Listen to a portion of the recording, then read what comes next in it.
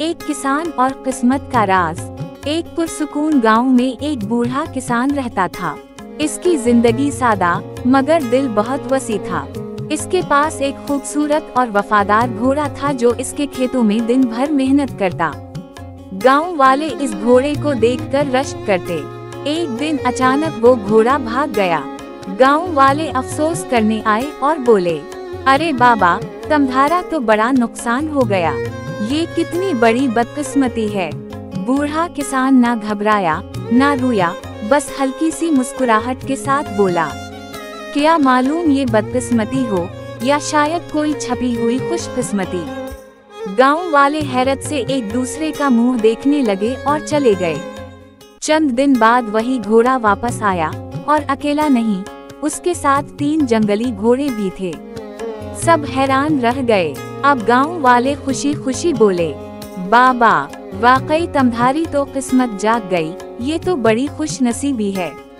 किसान ने फिर वही पुरसुकून अंदाज अपनाया, क्या खबर ये खुशनसीबी हो या आने वाली किसी आजमाइश की शुरुआत। अगले दिन किसान का जवान बेटा उनमें से एक जंगली घोड़े को सधाने की कोशिश में गिर पड़ा और इसकी टांग टूट गई।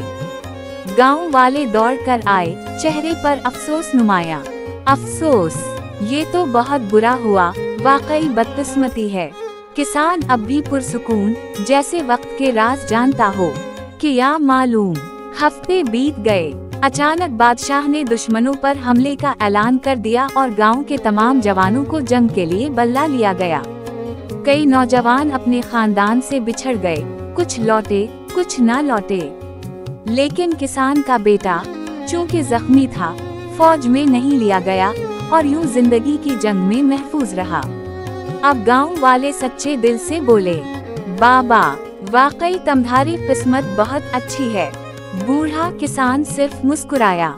इसकी आंखों में वो सुकून था जो सिर्फ वक्त के भरोसे से आता है। Dash dash dash. सबक, जिंदगी में जो कुछ भी होता है वो बज़ाहिर अच्छा या बुरा लग सकता है, मगर हकीकत में हर वाक़या एक बड़ी हिकमत, एक नादीदा मंसूबे का हिस्सा होता है। सब्र, शक्र और उम्मीद, ये 3 खजाने कभी ना छोड़ें, क्योंकि वक्त हर राज खोलता है, बस हमें यकीन रखना सीखना है।